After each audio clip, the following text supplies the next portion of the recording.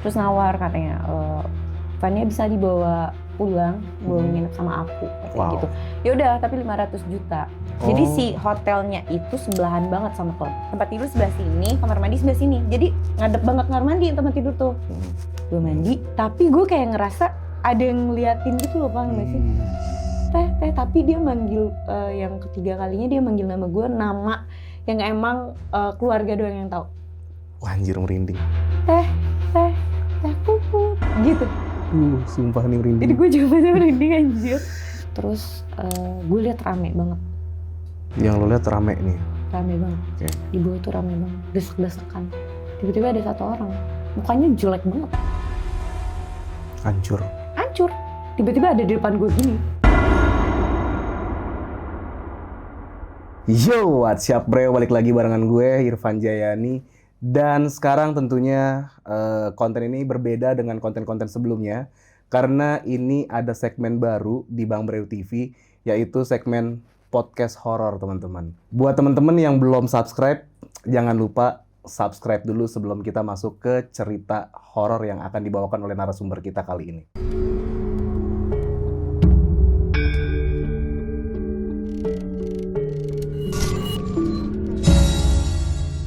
Nah teman-teman, jadi di sebelah gue sekarang sudah ada narasumber.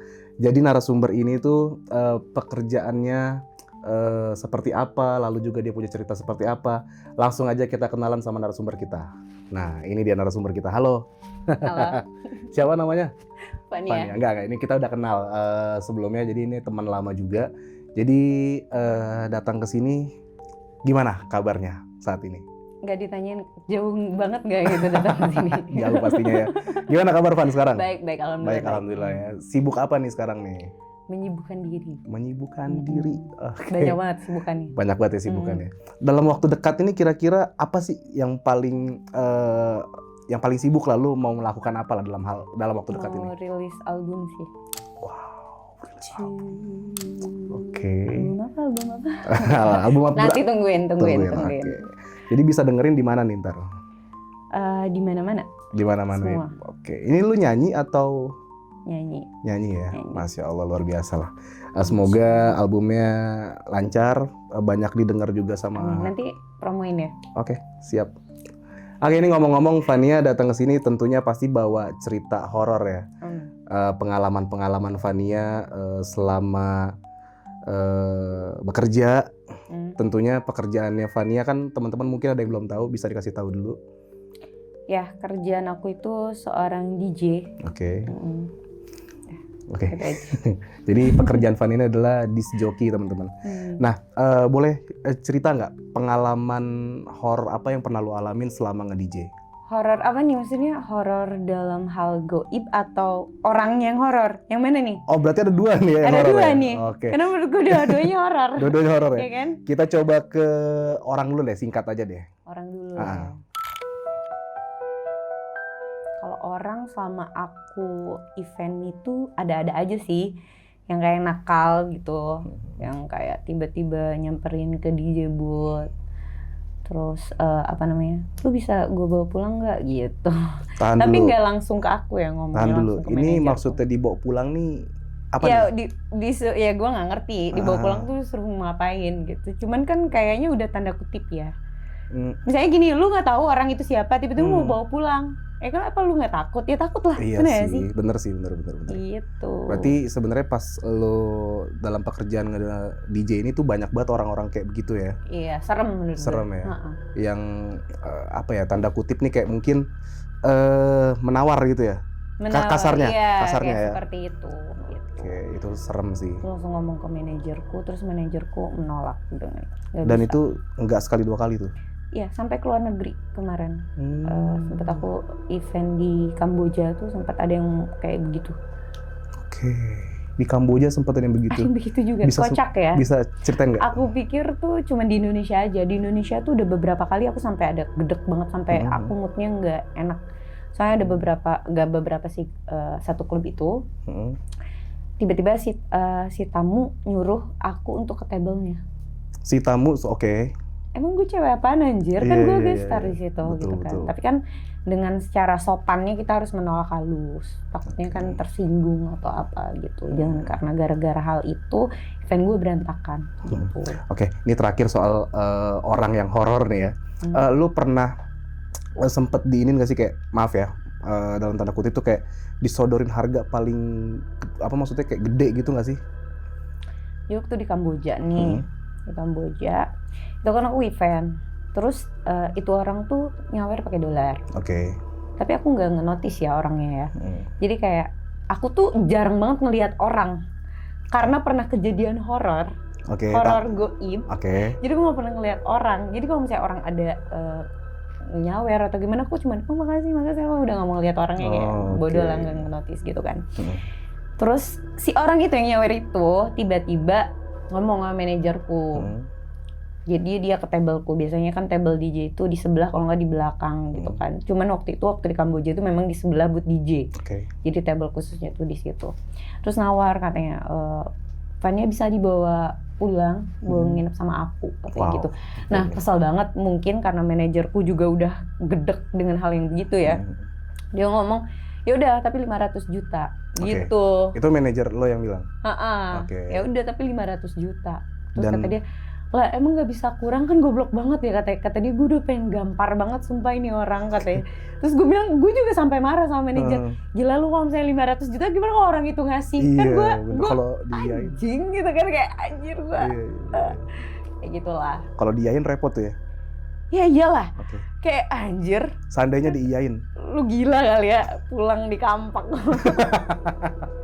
Ini kita andai-andai, seandainya saat itu diiyakan. Ya gue kabur lah. Tolak gimana caranya ya? Gue kabur. Tolak berarti ya? Iya. Jadi lu pernah gak sih ngebayangin lu begituan dengan orang yang gak lu suka atau gak lu... Apa lu pernah begitu ya, yang gak lu suka? Enggak sih. Misalnya nih, ya kan? Enggak sih. Oke nih kita lanjut ke cerita horor yang mana tadi akhirnya si Fania ini trauma sampai akhirnya ketika dia sedang perform itu dia nggak mau sama sekali ngelihat orang yang ada di depan stage lo ya. Karena satu kejadian ini. Jadi awalnya ceritanya gue ada event di tahun 2019 atau 2020, gue ada event di Cirebon. Nah gue bertiga dari Jakarta, gue, manajer gue, roadman gue. Itu perjalanan hampir kurang lebih berapa jam ya?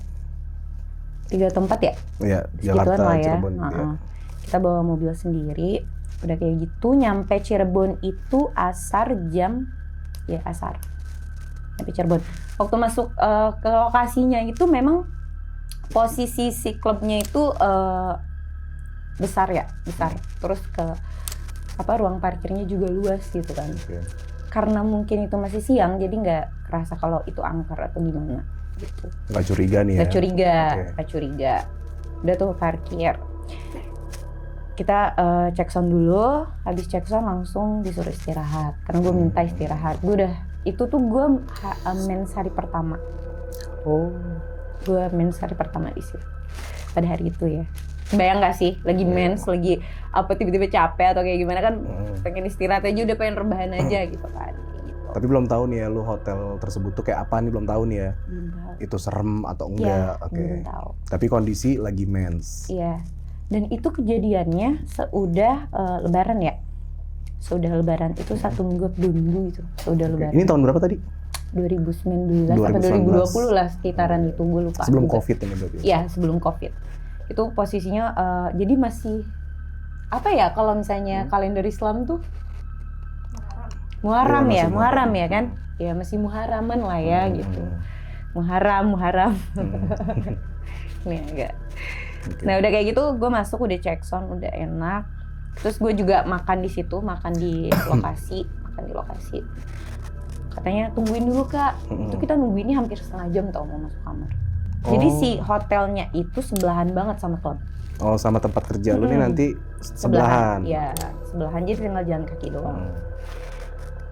Tungguin dulu. Terus karena dapat 2 kamar kan, yang di bawah manajer gue sama roadman gue Pas gue lihat tuh kamarnya kecil, katanya kamar yang di atas tuh besar. Ya udah gue Oke. pilih yang besar gitu Oke. kan. Karena gue mikirnya nggak ada serem kayak gimana, nggak ada. Biasa aja. Kalau kamar yang di bawah tuh standar hotel gimana sih, biasa aja. Naik tuh ke lantai 3. Oke. Mm-mm. Berarti kamar lu lantai 3 nih? Lantai 3 dan kamar manajer gue lantai 2. Lantai 2. Naik tuh lantai 3. Naik lantai 3. Emang gede banget. Gede banget. Yang apa maksudnya di kamar lu ya, di lantai 3 ya berarti ya? Gede banget kamarnya. Kayu-kayu. Emang Vintage kayak, gitu ya? Iya, jadi interiornya. kayak apa ya, rumah-rumah tua gitu loh. Tau nggak sih? Kayak bukan rumah tuh kayak keraton gitu loh. Kayak gitu. Jadi si hotelnya tuh kayak model-model keraton gitu, keraton punya. Lu tau nggak kalau misalnya orang yang orang dulu kelembu, apaan sih namanya? Kelambu ya, kelambu. Sudah Kelambu. banget ya kan. Kelambu. Ya kan, kelambu, ada kelambu gitu tempat tidurnya. Ya berarti yang di bayangan gue ini adalah ini hotel tua nih ya. Yang mana interiornya tuh semua vintage gitu kan. Iya, Kayak kayu-kayu jati gitu kan. semua. Oke, lalu Kenapa gue bisa ngomong jati? Karena gue mau mindahin berat banget gitu. Dan posisinya itu si tempat tidur sebelah sini, kamar mandi sebelah sini. Jadi ngadep banget kamar mandi tempat tidur tuh. Jadi gue kalau misalnya tidur begini tuh di situ kamar mandi. Langsung kamar mandi. Di situ kamar mandi. Terus gue niatnya mau ngegeserin kan. Tapi emang berat, gue nggak sanggup gitu kan. Terus kita ngobrol dulu sama anak-anak di depan kan.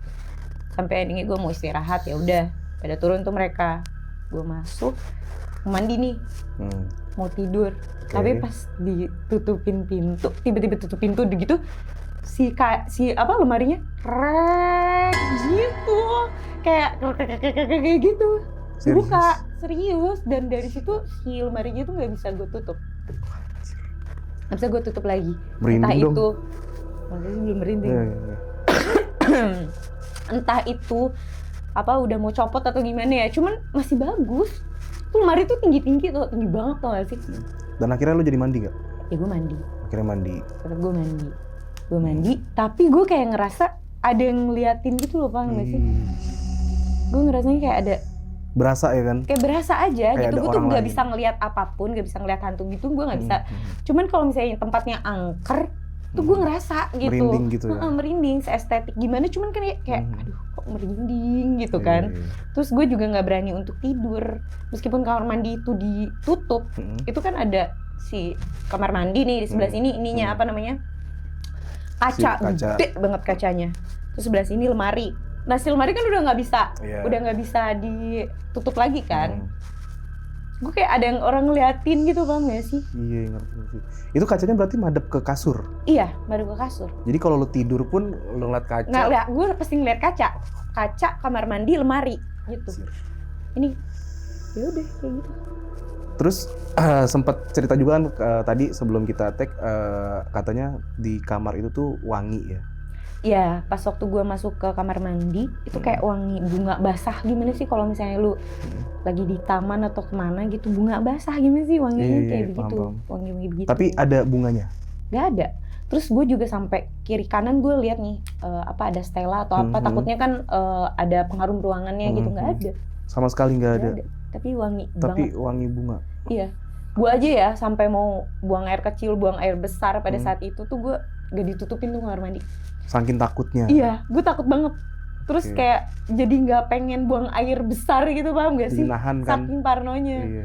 Setelah beres mandi, niat hati nih ya, gue pengen ngebuka. Jadi sebelah lemari itu gorden gitu, yang tinggi-tinggi, yang kayak ada kelambu gitu-gitunya zaman dulu gimana sih, kayak gitu, warna merah ya kan, warna merah.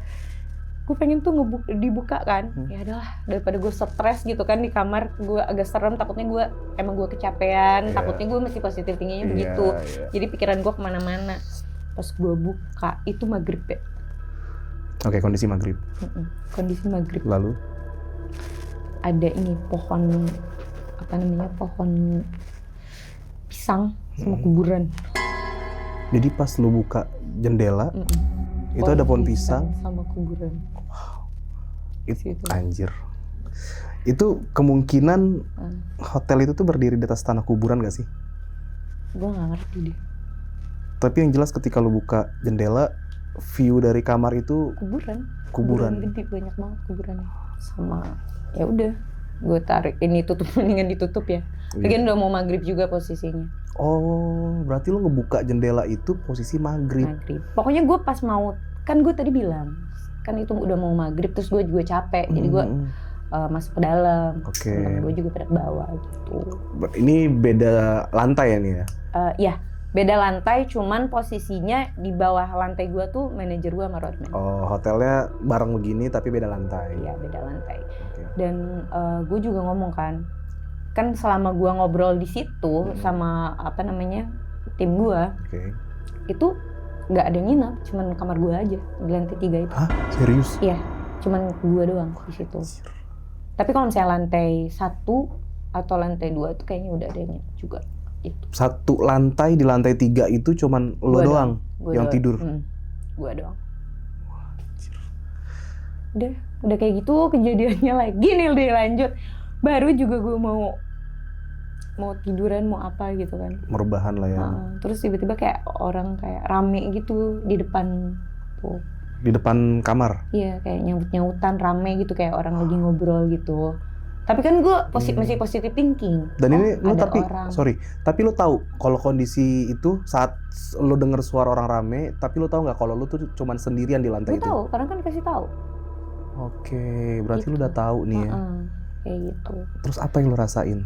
Ya gue mikirnya mungkin orang di bawah. Gue mikirnya gitu, gue masih positive thinking. Karena gue kalau misalnya gue takut banget kan, gimana gitu kan. Orang gue kan mau event kan. Tapi nggak lama kemudian ada orang ngaduk kopi. Nah kita ini kalau misalnya mau kopi itu, jadi ini kamar gue, sebelah sini tangga. Kalau mau kopi mau apa tuh kita harus ke depan gitu. Harus keluar dulu kamar.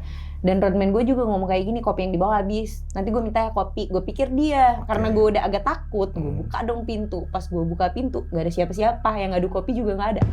Suaranya gak ada langsung, gak ada.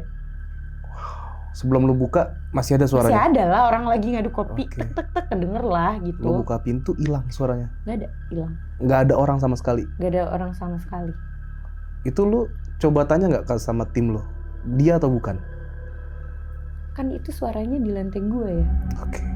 Kalau di lantai bawah kan mana mungkin kedenger gitu loh. Iya. Takutnya dia naik ke atas. Tapi lu confirm gak sih ke mereka? Enggak, gue enggak. Enggak confirm ya? Karena gue mikirnya halusinasi gue gitu loh. Kayak aduh ini gue udah ketakutan banget.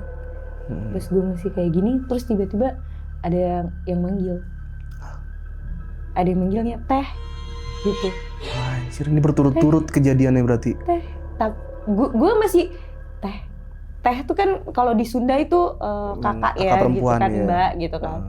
Teh, tapi dia manggil yang ketiga kalinya dia manggil nama gue, nama yang emang keluarga doang yang tahu. Wah, anjir merinding. Teh Puput gitu. Sumpah nih merinding. Jadi gue juga merinding anjir. Teh Puput kayak gitu, cewek. Suara cewek lah, itu gue kayak lu bayangin deh, gue di apa namanya, di pintu, gue nggak tahu nih gue mau ke dalam atau yang keluar. serem atau keluar lari. Gue agak diem dulu gini. Dan di depan itu ada pohon mangga, gerak-gerak gitu dong. Dan gue merhatiin apa itu burung atau apa kan, gerak-gerak gitu, pohon mangganya gerak-gerak sendiri. Ini pilihannya sulit nih, lo antara masuk ke dalam itu juga serem, lo lari pun lo harus ngelewatin lorong yang mana tadi ada suara ngaduk kopi tapi nggak ada orang. Gak ada orang. Apa yang lo lakukan? Gue diem dulu, istighfar dulu tuh. Gue berapa kali gue istighfar. Gue nggak tahu gue baca ayat kursi itu bener atau enggak. Tapi gue posisinya emang bener stuck gini. Tapi gue bingung gitu. Gue ngeliatin itu aja sampai si pohon mangga itu nggak gerak. Geraknya kan kalau misalnya kena angin semua ya. Ini tuh nggak, cuma di tengah gitu-begitu. Kayak ada gitu-gitu dimain-mainin. Gue kayak sampai kayak gini, anjir, kalau ada orang yang punya indera keenam mungkin udah kelihatan tuh apa tuh di situ gitu. Tapi gue gini karena memang posisinya juga hotel itu aneh juga sih. Kenapa tuh? Mau maghrib tapi lorong itu semuanya mesti pada gelap. Harusnya dari jam 5:30 harusnya nyala tuh. Ya. SOP hotel. Harusnya nyala Iya, kan. dari 5:30 meskipun sore. memang kalau Jadi posisi hotelnya itu tengah-tengahnya itu pohon, banyak pohon. Terus kita di sini gitu. Oh, gue baru nangkep ini. Bukan lorong hotel, bukan kayak Iya, gitu. iya, iya. Jadi depan tuh outdoor. Iya, baru nangkep gue. Jadi di tengah, jadi hotel itu kayak begini, terus di tengah-tengahnya tuh ada pohon itu. Horor gitu. sih. Kayak pohon mangga tapi gede banget, gue nggak tahu itu. Iya, buka pintu langsung ke pohon gede, buka jendela kuburan. Itu gue nggak mau, gue sampai nggak tidur di situ. Lalu yang menarik adalah tim lu juga ngalamin hal yang sama nggak? Sama. Di hotel itu? Sama. Fuck. Malahan yang di bawah itu katanya ada kayak suara anak kecil gitu jalan-jalan. Terus mikir anak kecil siapa nih gitu. Jalan-jalan di bawah nggak ada. Tapi nggak ada anak kecil ya? Nggak ada. Gila nih. Kayak jalan-jalan kayak Gue jadi penasaran hotel ini di mana ya? Dari Cirebon lah, jangan dikasih tahu lah. Nanti nggak laku. Tapi gue nggak tahu ya masih operasi atau enggak. Oke. Yang jelas ini berada di kabupaten ya? Kabupaten Cirebon ya? Kabupaten Cirebon. Oke. Lalu lu kan ke Cirebon itu dalam rangka bekerja ya? Lu akan perform ke salah satu nightclub di sana. Dan nightclubnya itu memang bersebelahan sama si hotel yang lu nginep. Masih satu ini. Nah, akhirnya lu mungkin sebelum ke nightclub tersebut, jam berapa lu ke nightclubnya? Itu gue jam 12 ya. Jam 12. Lalu masih ada cerita lagi nggak di hotel itu sebelum lu berangkat? Ada. Gue kan lagi make up tuh.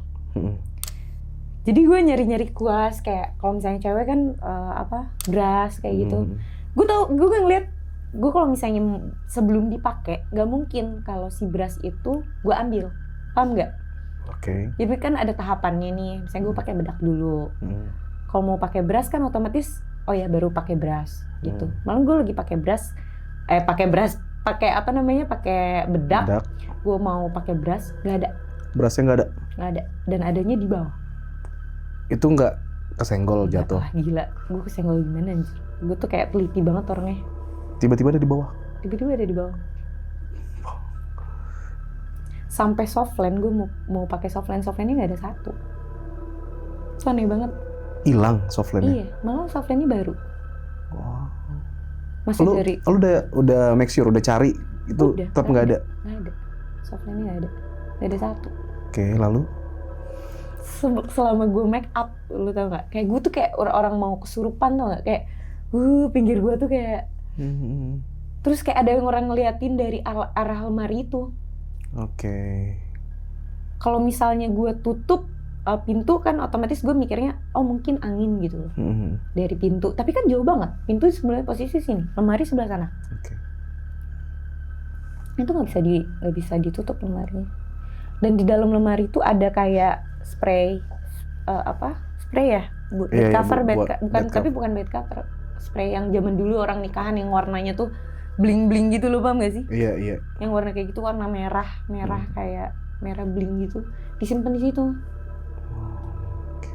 Serem banget tau gak sih? Terus kayak ada bantal lama, bantal dulu yang kecil-kecil yang kayak gitu, disimpannya di lemari. Tapi tertata rapi.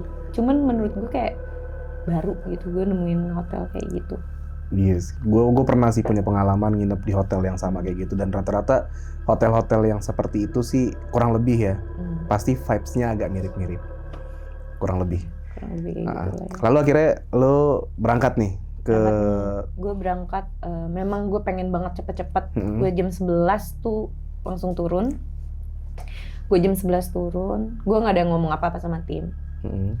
Event tuh gue gongnya tuh di situ. Waktu event ya gue biasa. Terus gue lihat rame banget. Yang lo lihat rame nih? Rame banget. Okay. Di bawah tuh rame banget, desek-desekan. Kan gue semangat banget tuh event, desek-desekan, joget-joget. Tiba-tiba ada satu orang, mukanya jelek banget. Hancur. Tiba-tiba ada di depan gue gini, jadi posisi gini kan ini boot DJ-nya di atas tuh. Ke bawah gue ngeliat kayak gini, terus gue mikirnya bukan kali, gue mikirnya begitu. Mungkin orang emang mukanya hancur gitu kali, iya. atau kena air panas, lo tau nggak? Iya, Orang iya, kena air tahu. panas kayak gimana sih? Tahu. Kayak gitu. Tapi lu masih positive thinking kalau Masih ini positive manusia thinking, nih ya. Oke. Gak lama dari situ gue lihat situ ada yang kayak orang jalan tinggi dari belakang gue kayak set gitu di sana. Tapi rambutnya kayak panjang banget yang gue lihat. Terus gue nyari-nyari gini, apa lighting ya?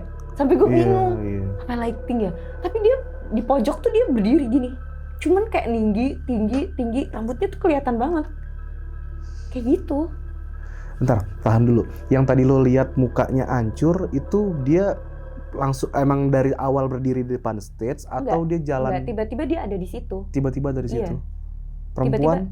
Gue nggak tahu itu perempuan atau cowok ya. Okay. Mukanya tuh disebut perempuan juga, soalnya segini gitu rambutnya. Okay. Gue nggak tahu itu perempuan atau cowok. Tapi menurut gue feeling gue ya, karena dia pakai bajunya juga kotak-kotak warna coklat. Lu bayangin, masa kalau hantu pakai baju kotak-kotak sih kan nggak mungkin, bener nggak? Tapi gue nggak tahu juga. Tapi mukanya hancur, kayak kena air panas gitu. Tapi dia ngelihatnya kan orang lain joget-joget, dia gini aja dia. Gini ngelihat bener-bener ngelihat gue gitu. Normalnya orang kalau ke klub pasti joget ya. Iya, tapi dia gini, diam. Terus pas gue ngeliat kayak gini, mungkin gue ada 20 detik lah gue untuk kayak ini apa ya gitu, kayak gitu. Sempat nge-freeze gitu ya. Iya. Oh, mungkin bukan kali. Gue baru ngomong kayak gitu, tiba-tiba ada orang lewat gitu. Ada orang lewat tinggi kayak cepet banget gitu loh. Tapi rambutnya panjang di pojokan. Di pojokan tuh dia diem begini. Berarti ini dua sosok yang berbeda. Gue nggak ngerti itu dua sosok yang berbeda atau enggak ya. Berarti kan lo lihat ada yang berdiri di depan stage. Depan gue tiba-tiba ada yang, ya mungkin dua sosok yang berbeda ya. Kayak gitu. Gue lihat lagi ke yang bawah itu nggak ada. Jadi kayak sepersekian detik lo meleng hilang. Hilang. Oke. Lalu setelah itu reaksi lo apa? Lo tuh panik atau lo tetap kayak nge-DJ biasa aja? Panik ada ya. Panik ada, cuman kayak ya udahlah, gimana lagi? Karena gue mikirnya di situ penuh karena orang-orangnya juga banyak. Ya udah. Happy aja gitu, mencoba untuk happy aja. Gitu. Karena profesional ya. Nah, feeling lo waktu itu gimana? Lo yakin gak sih kalau itu tuh orang atau bukan apa yang lo yakini saat itu? Gue nggak mau ada feeling ke situ sih. Lo nggak mau meyakini? Mau, tapi gue pengen cerita. Oh, gue harus cerita sama tim gue nih. Oke. Kalau menurut gue tuh janggal. Lalu apa respon tim lo? Nah, setelah itu udah beres kan. Kalau udah beres tuh gue istirahat dulu lah di di tempat duduk gue istirahat. Terus gue minta lihat dong video yang tadi kan mereka tuh pada nge-tag video. Pas nge-tag gue itu orang-orangnya cuma ada, yang gue lihat itu mungkin ada 50-60 orang lah di situ. Sesek lah ya. Ternyata orangnya cuma ada 20 di depannya tuh. Jadi nggak sesuai sama apa yang lo lihat pertama? Nggak sesuai. Dari gue lihat dari video gue opening sampai akhir mereka videoin terus kan. Sampai gak mau gue repost sama sekali. Gue kayak anjir. Terus yang gue lihat tadi siapa yang penuh? Malah gue sampai ada yang begini-begini. Guanya begini-begini kan. Dia merekanya ketawa kan. Mereka joget-joget aja gitu. Terus gue bilang mungkin di part lain kali, gue bilang kayak gitu. Emang cuman table itu yang di depan cuman ada 3. Dan mereka tuh ya udah 3 berapa sih, mungkin bawa orang 20 ya. Iya. 3. Nah, lo pernah nggak perform di tempat yang bayarannya gede, tapi itu tempatnya tuh auranya bikin lo takut dan akhirnya lo cabut? Enggak sih. Nggak pernah.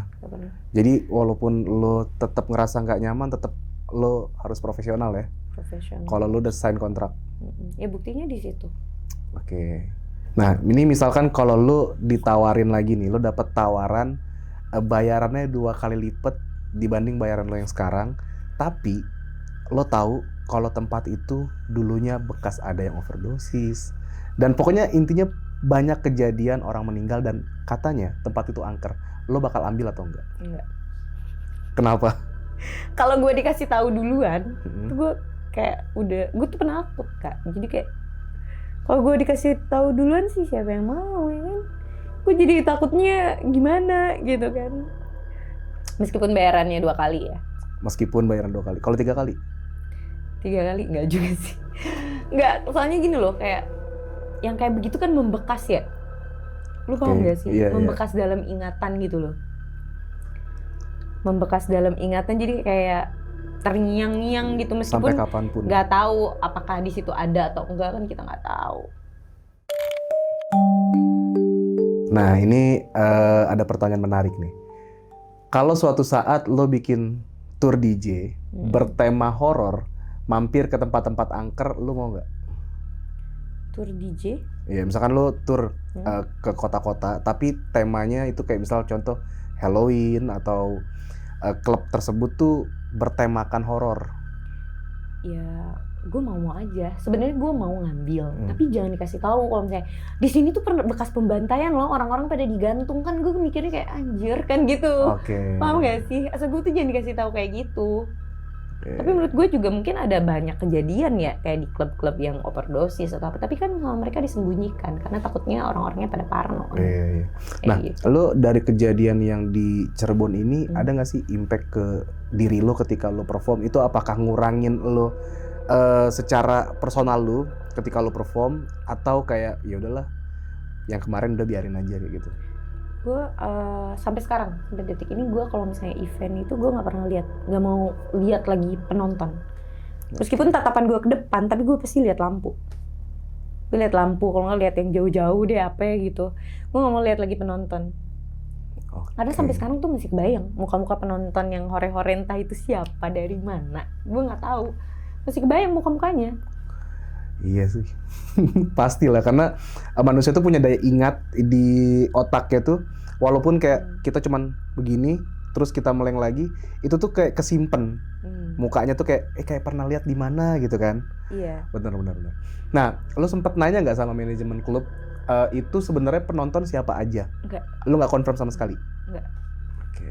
Gue nggak nanya, terus gue cuman ngomong sama manajer gue, terus gue bilang gue nggak mau tidur di atas. Gue bilang kayak gitu. Nah, manajer gue tuh lagi ditemenin sama cewek kan pada saat itu. Terus dia ngomong kayak gini, ih kok kakak mau sih tidur, kakak nginepnya di lantai berapa? Lantai 3, kok kakak mau sih? Oke. Karena katanya lantai 3 tuh nggak pernah ada yang di situ. Dan dibukanya juga pada saat 1 suro doang.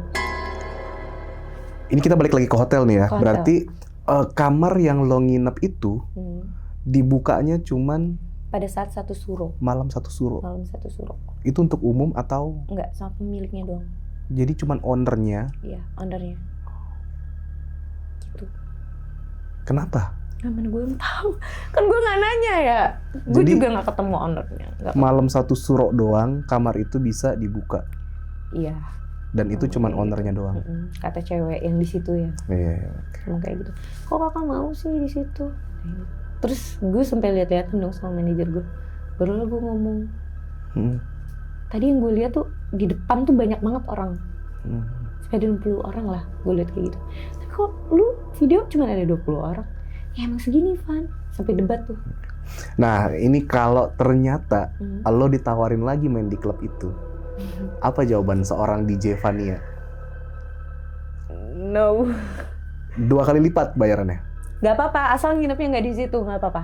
Asal nggak nginepnya nggak di situ, tapi gue tetap main di situ. Asal nggak nginep di situ. Nginepnya nggak di situ. Di kamar yang sama. Nggak mau lah. Bayaran 3 kali lipat. 4 kali lipat. Gue bawa 1 RT. Bener, gue bawa 1 RT kalau kayak gitu. Oke. Vania, ini terakhir. Kalau dari cerita yang tadi lo ceritain, ternyata ini ramai. Ada salah satu komen yang men-challenge Vania untuk uji nyali, kira-kira mau nggak? Uji nyali sama siapa? Ya di channel ini. Lu mau ngajak gue kemana? Gue penakut loh. Kalau uji nyali gue mewek, gue sendirian gitu. Uji nyali nggak mau gue. Nggak mau ya? Nggak mau. Ya takutnya. Kalau rame-rame gue mau, ayo. Ya ditemenin, cuman uji nyalinya tetap sendiri. Nggak mau. Nggak mau ya? Makasih. Oke teman-teman, jadi itu cerita dari DJ Vania, pengalaman horornya selama di Kabupaten Cirebon ya, di hotel. Nggak, dia juga nggak ngasih tahu nama hotelnya, tapi gue tahu nama hotelnya. Jadi kesimpulan yang bisa kita ambil sebenarnya dari kejadian atau pengalaman dari Kak Fania ini adalah sebenarnya makhluk halus itu, jin itu ada. Cuman tergantung dari mindset kita juga. Ketika kita meyakini sesuatu hal itu ada, maka bisa terjadi itu ada. Dan ketika kita tidak meyakini kalau hal itu tidak ada, maka itu tidak ada. Tapi yang jelas, jin tugasnya di dunia itu untuk menggoda. Jadi tinggal simpulin sendiri buat teman-teman, kira-kira pengalaman dari Fania itu tugas jin atau dari mindset Fania itu sendiri. Jadi buat teman-teman, jangan pernah takut sama hantu, kuntilanak segala macam, karena yang paling serem itu adalah di diri kita sendiri, yaitu adalah pola pikir kita. Oke, berarti ini udah semua ya, Fania ceritain pengalaman horornya. Sebenarnya ada lagi sih. Oh. Ada lagi cerita horor. Pokoknya hari itu bertubi-tubi di situ, tapi nanti lagu ceritanya. Kelanjutan dari situ ada lagi. Masih ada lagi ternyata pengalaman horornya. Dari situ digangguin terus gue. Oke, nanti mudah-mudahan Fania punya waktu lagi, kita bisa ketemu lagi, bisa cerita lagi. Mudah-mudahan Fania juga dapat pengalaman horor lagi. Jangan lagi lalu gue tabok ya. Alah, amit-amit. Nanti mudah-mudahan bisa kesini lagi ya, cerita-cerita lagi. Amin. Nanti gimana? Diundang lagi nggak? Oh siap. Ini karena udah malam, jadi kita sampai sini dulu. Oke. Karena Fania rumahnya jauh. Oke, Fania, makasih udah nyempetin waktunya, udah cerita juga pengalaman-pengalaman horornya. Semoga punya pengalaman yang lebih horor lagi nanti bisa mampir lagi ke sini. Jangan ya. Oke, buat teman-teman, kita ucapin terima kasih juga buat Fania ya, sudah menceritakan pengalaman horornya. Buat teman-teman juga jangan lupa kalau kalian punya pengalaman-pengalaman horor yang bahkan bisa lebih horor lagi dari Fania atau serupa-serupa dengan ceritanya Fania, boleh banget komen di kolom komentar atau langsung DM ke Instagram @irfan.jayani atau ke email, nanti email juga dicantumin di sini. Kalian bisa ceritain pengalaman horor, pengalaman yang berbau-bau dengan mistis. Kalian boleh cerita dan nanti bisa kita undang datang ke sini untuk bercerita. Oke lah, paling sekian dulu videonya. Buat teman-teman juga terima kasih banyak sudah nonton video ini sampai habis. Dan jangan lupa juga dukung terus channel ini supaya bisa berkembang. Lalu juga banyak narasumber-narasumber lain yang akan bisa datang menceritakan pengalaman-pengalaman horornya. Akhir kata dari gue Irfan Jayani dan Fania Putri. Raus pisan. Gimana?